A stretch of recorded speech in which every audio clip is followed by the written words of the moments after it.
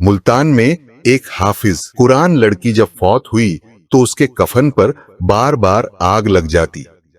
मजबूरन बगैर कफन लड़की को दफनाने लगे तो उसकी कब्र में पानी भरा हुआ था।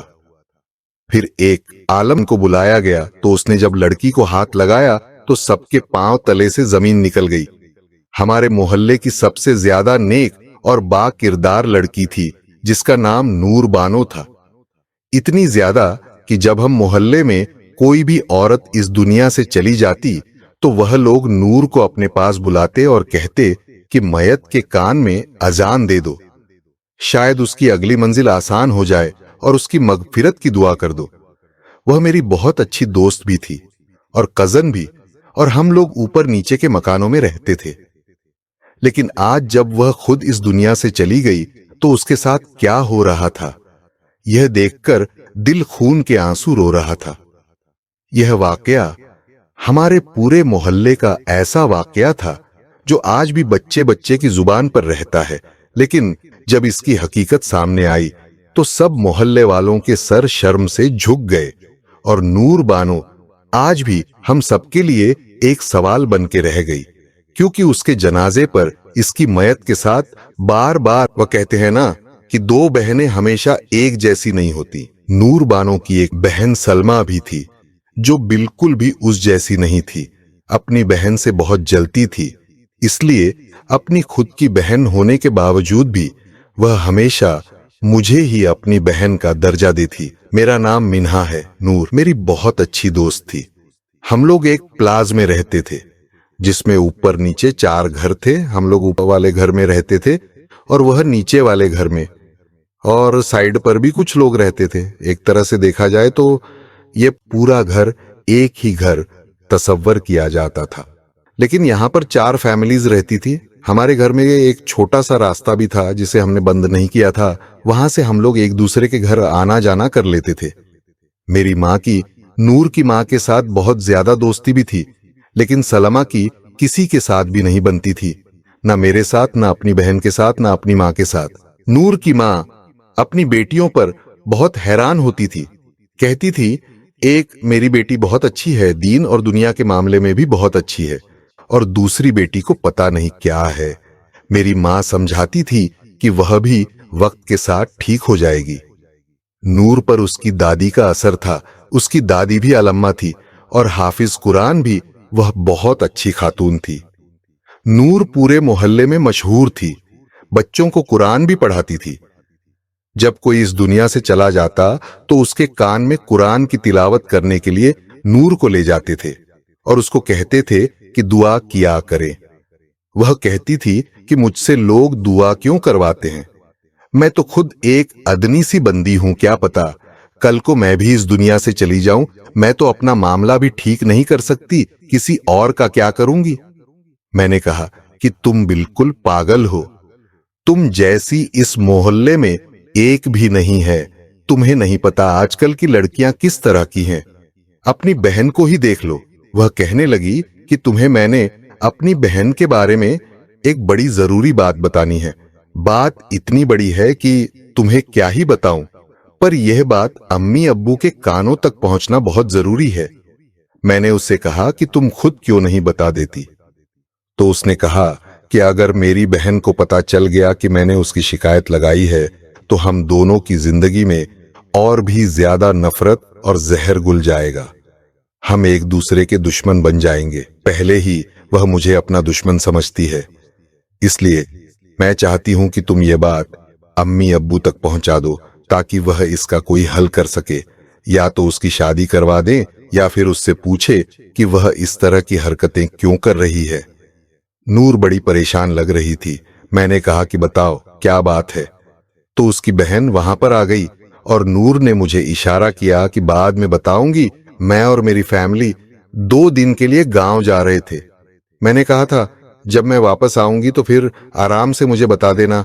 लेकिन जब हम दूसरे दिन वापस आए और अभी रास्ते में ही थे, अपने घर की तरफ आ रहे थे, तो हमें बहुत ही शदीद किस्म का जलजला महसूस हुआ। हम लोग रास्ते में थे इसलिए हमें इतना पता नहीं चला। बस वाले ने गाड़ी एक तरफ रोक दी और वह बहुत एक खुला सा लाका था। इसलिए अंदाजा नहीं हुआ कि जलजले की शिद्दत कितनी ज्यादा थी। लेकिन जब घर आए तो यह देखते कदमों तले से जमीन निकल गई कि जलजला बहुत तेज था और यह प्लाजा बहुत ही ज्यादा पुराना। हमारे कमरे की छत गिरी थी, जिसकी वजह से उसके नीचे बना हुआ कमरा बिल्कुल जमीन बोस हो गया था। लेकिन बाकी घर सही सलामत खड़ा था। अब हमारे दिल में यही दुआ थी कि कुछ बुरा ना हो, लेकिन बुरा हो चुका था। इस कमरे में नूर रहती थी और वह इस दुनिया से जा चुकी थी। उसकी माँ और बाप की हालत बहुत बुरी थी। उनकी जवान बेटी इस दुनिया में नहीं रही और वह भी एक हादसे में, कि जिसके नतीजे में उसे इस दुनिया से जाना पड़ा। यह कोई छोटी बात नहीं थी। मेरे लिए तो ऐसा ही था कि जैसे मेरी अपनी बहन ही आज इस दुनिया में ना रही। अजीब सी भगदड़ सी मच गई। इसको जल्दी जल्दी वहां से निकाल के अस्पताल ले गए थे। अस्पताल ले जाते हुए फिर भी इसमें कुछ सांसें बाकी थीं। लेकिन अब यह बिल्कुल डिक्लेयर हो गई थी कि वह इस दुनिया से जा चुकी थी। हम लोग बहुत ही ज्यादा हैरान भी थे और परेशान भी। और हमें पता था कि हादसा हुआ है और हादसे में तो कुछ भी हो सकता है। नूर इस दुनिया से जा चुकी थी। उसके माँ बाप की हालत भी कुछ अजीब सी थी। उसकी माँ बेहोश हो गई और ऐसा लगा कि जैसे गहरी बेहोशी में चली गई। अब वो अस्पताल में पड़ी थी और उसका बाप बाकी मामलात संभाल रहा था। इन लोगों को एक घर में ले गए जो हमारे मोहल्ले का सबसे बड़ा घर था और वो लोग भी नूर को बहुत पसंद करते थे। उनका एक बहुत बड़ा सहन भी था। सोचा कि वहीं पर आखिरी रसूमात अदा हो जाएंगी, जैसे कि गुस्ल देना, मयत को दफनाने के लिए तैयार करना और फिर वहीं से जनाजा ले जाएंगे, क्योंकि इन लोगों का घर तो टूट चुका था। लेकिन अभी यहाँ पर क्या होने वाला था, ये हम सब सोच भी नहीं सकते थे। नूर के चेहरे को ढाबा गया था, क्योंकि इसकी एक वजह यह बताई जा रही थी कि इसने खुद कहा था कि मेरी मयत को आखिरी वक्त में भी कोई ना देखे। वह पर्दे में रहना चाहती थी। वह श्री पर्दा करती थी।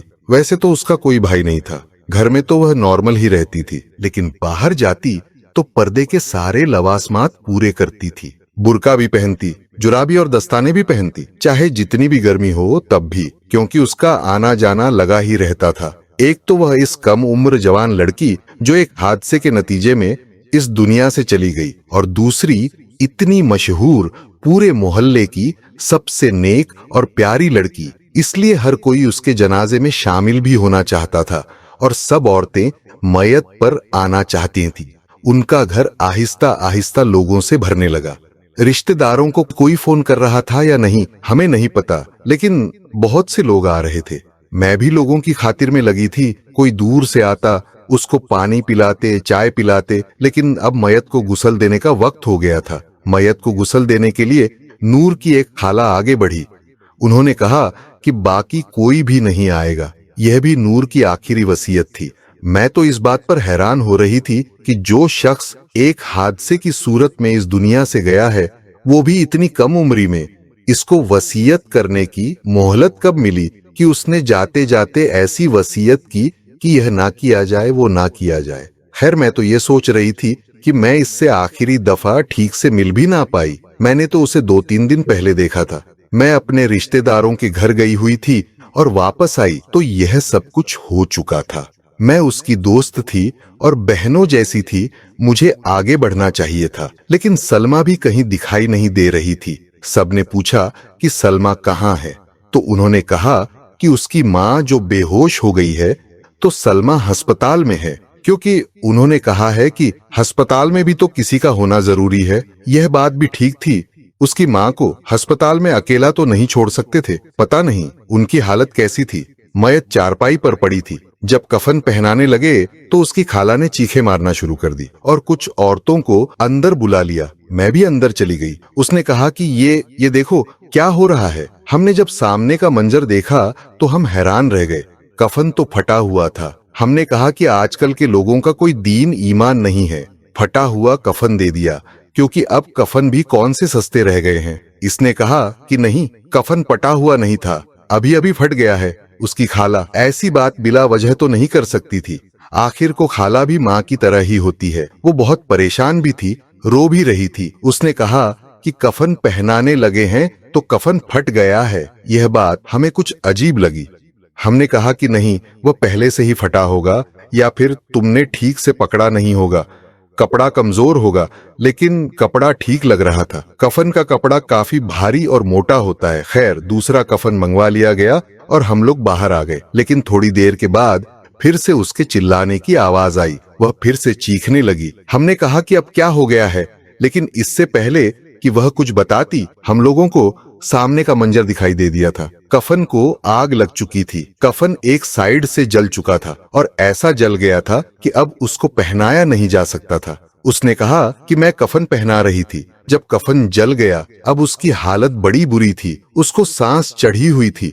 ऐसा लगता था उसका ब्लड प्रेशर तो लो हो गया या फिर हाई हो गया। वह बहुत डरी हुई नजर आ रही थी, लेकिन चूंकि वह वहां पर अकेली थी, इसलिए हो सकता है कि उससे कोई गलती हुई हो। लेकिन आसपास कहीं कोई माचिस भी नहीं पड़ी थी। दरअसल यह बात इस तरह से भी अजीब थी कि इतनी नेक लड़की के साथ ऐसा कैसे हो सकता था कि पहले उसका कफन फट जाए और फिर उसका कफन जल जाए। ये तो बड़ी अजीब सी बात थी ना, क्योंकि नूर तो पूरे मोहल्ले में अपने नेक किरदार और नेक सीरत की वजह से मशहूर थी। फिर ऐसा कैसे हो सकता था? उसकी खाला की तबीयत भी खराब हो गई। इतनी खराब हो गई कि उसने कहा कि मुझसे अब यह सब कुछ नहीं होगा और मेरी माँ आगे बढ़े। और नूर की एक चाची भी हमारे साथ लगी। उसने कहा कि मैं मदद करवाती हूँ। मुझे नूर ने इस चाची के बारे में पहले ही बताया था। उसने कहा था कि यह अच्छी खातून नहीं है, मेरे बारे में उल्टी बातें करती है, अपने बेटे का रिश्ता मांगती, लेकिन उसका बेटा शराब भी है, इसीलिए मेरे बाप ने इनकार किया हुआ है। और फिलहाल तो वह बहुत ही परेशान लग रही थी।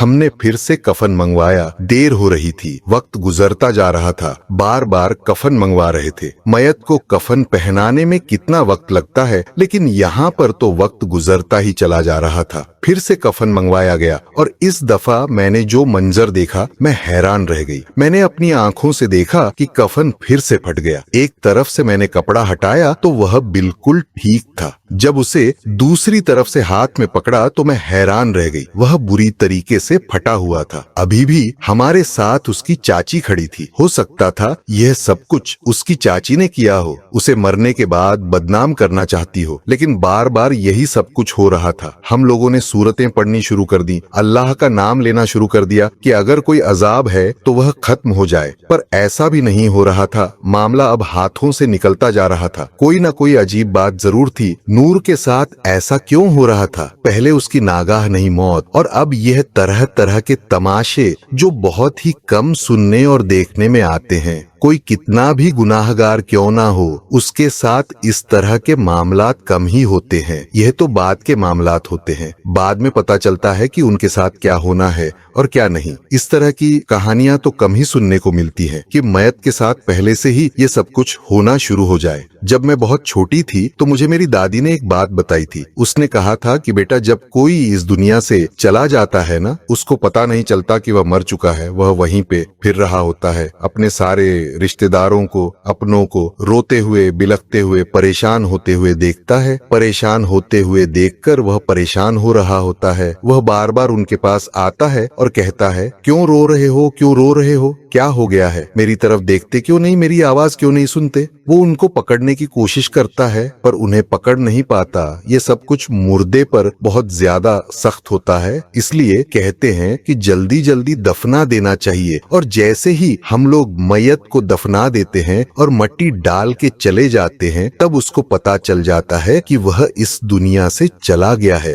अगर ऐसा था, उस वक्त नूर भी यहीं कहीं आसपास थी, यानी कि उसकी रूह, और वो भी ये सब कुछ देख रही थी। काश के वह बोलकर यह सब जवाब दे सकती कि ऐसा क्यों हो रहा था, क्योंकि अब सब लोग इस नतीजे पर पहुंच गए थे कि नूर कोई नेक लड़की नहीं थी। कुछ ना कुछ जरूर ऐसा करती थी जिसकी वजह से अब उसके साथ ये सब कुछ हो रहा था और वह सबके लिए इबरत का निशान बनती जा रही थी। पहले बार बार कफन का फट जाना, कफन में आग लगना, ये सब कुछ कोई छोटी मामूली बात नहीं थी। आखिरी दफा कफन मंगवाया गया। हम लोग छोटे से गांव में रहते थे। दुकान वाले ने कहा कि यह आखिरी कफन है, अच्छे कपड़े का है, मुझे पैसे नहीं चाहिए क्योंकि आप लोग 3-4 दफा आ चुके हैं। इस तक भी खबर पहुंच चुकी थी। लेकिन जब आखिरी कफन पहनाने लगे तो कफन इस दफा सही तरीके से पहना दिया गया था। मैंने भी शुक्र अदा किया कि चलो मामला हल हुआ। यह जो कुछ भी था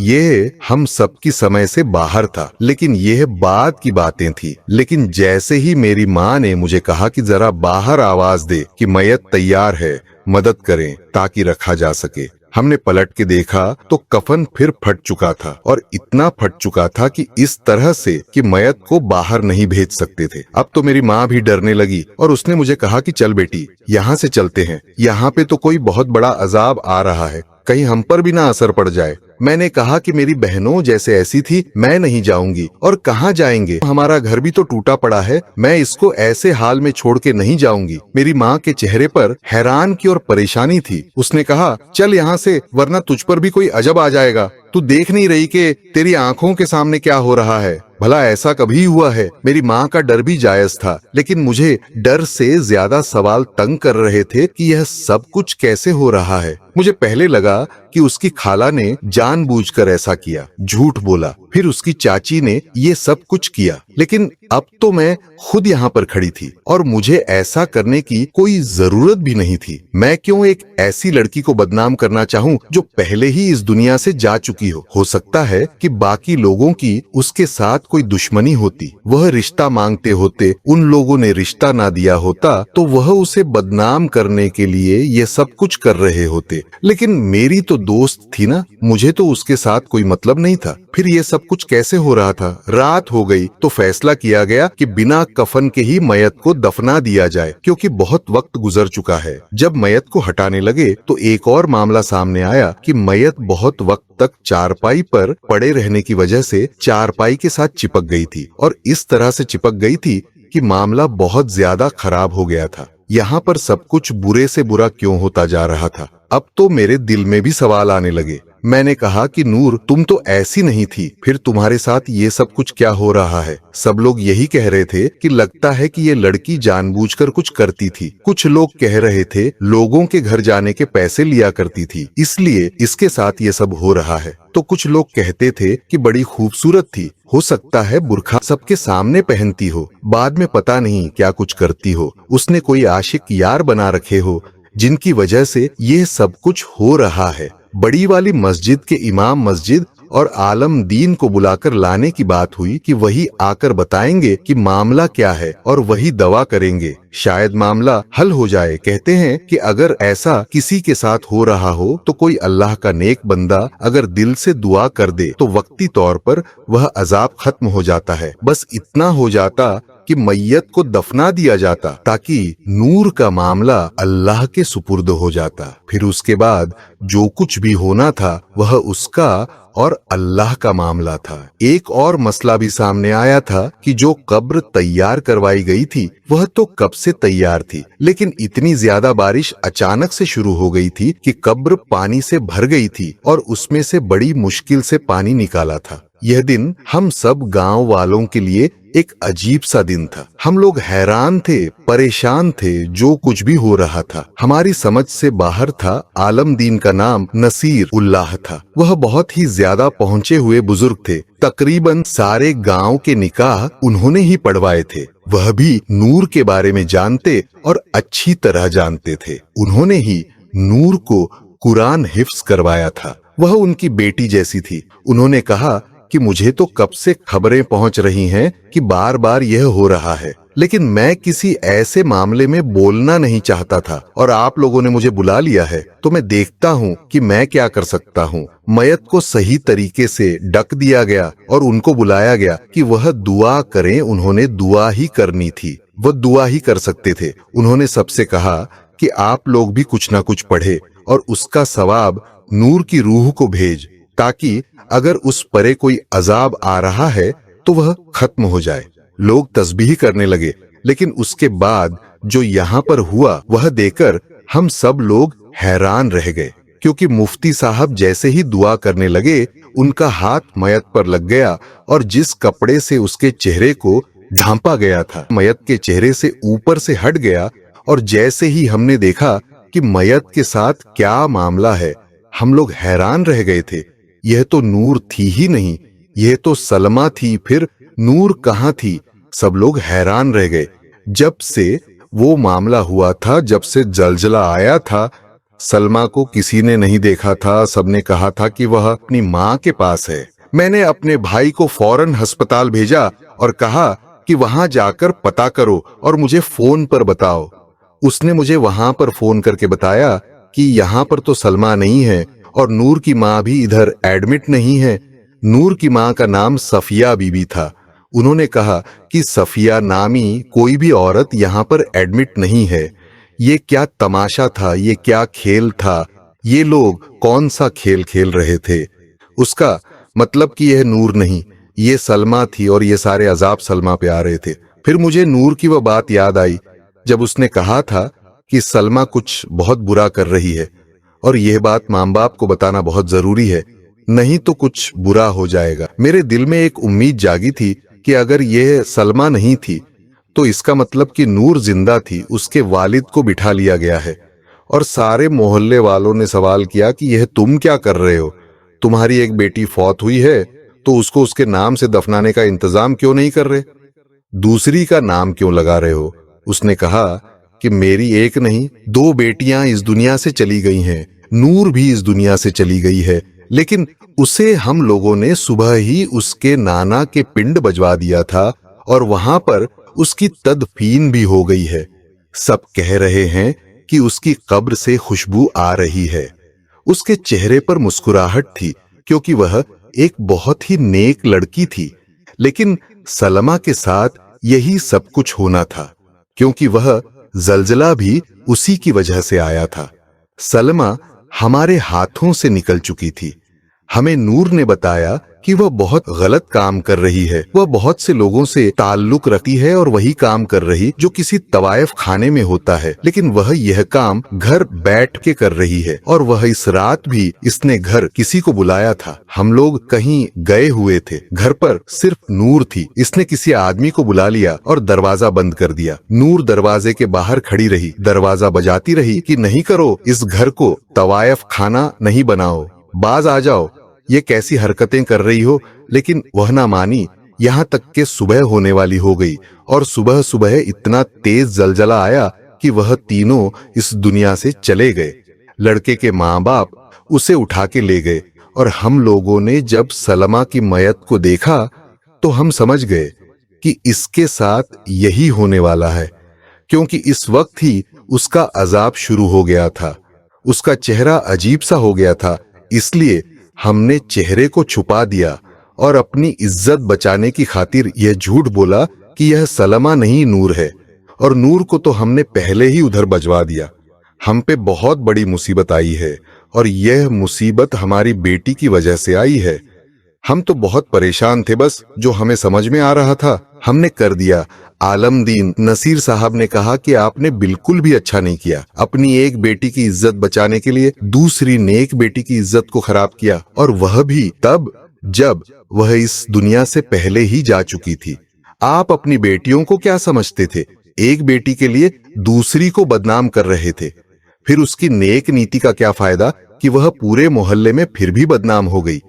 सब लोगों तक यह बात पहुंचा दी गई, जबकि उसका बाप कह रहा था कि किसी को यह बात ना बताओ।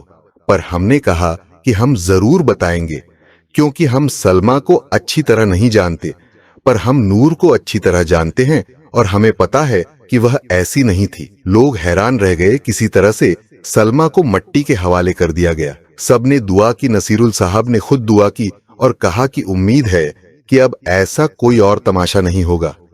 मैं 2 दिन के बाद अपने भाई के साथ नूर की कब्र पर गई तो हैरान रह गई। वाकई उसकी कब्र के पास से ऐसी खुशबू आ रही थी कि ऐसी खुशबू मैंने जिंदगी में कभी नहीं सूंघी थी। मैं वापस आ गई, पर वह खुशबू मेरे दिमाग में समा गई। मैं कभी कभी वहां जाती हूँ और अभी भी वहां से खुशबू आ रही होती है। कहते हैं कि अगर आपकी जिंदगी यह साबित ना कर पाए क्या आप अच्छे इंसान हैं या बुरे इंसान, तो यह अलग बात है, लेकिन आपकी मौत यह बात जरूर साबित कर देती है कि आप अच्छे इंसान थे या बुरे इंसान। मैं जब भी वहां पतारी जाती हूँ, वह खुशबू मेरे दिल में समा जाती है। मैं खुशबू को कहीं से भी पहचान सकती हूँ। बहुत ही दिल फरेब खुशबू है। अपनी दोस्त के लिए दुआएं करती हूँ। वह शायद यही बताना चाहती थी कि इसकी बहन बहुत गलत रास्ते पे है, लेकिन इससे पहले ही यह सब कुछ हो गया। यह वाकया हमारे गांव का एक अजीब तरह का वाकया है। इसके माँ बाप अभी भी इसी गांव में रहते हैं और ऐसे ही रहते हैं कि जैसे उनकी कोई औकात नहीं है। इनके साथ भी बुरा हुआ। उनकी दोनों बेटियां इस दुनिया से चली गईं। वह भी अपनी जिंदगी गुजार रहे हैं। नाजरीन, आप लोगों को हमारी आज की यह स्टोरी कैसी लगी है, प्लीज कमेंट बॉक्स में अपनी कीमती राय का इजहार जरूर कीजिएगा और वीडियो को भी लाइक कीजिए। शुक्रिया।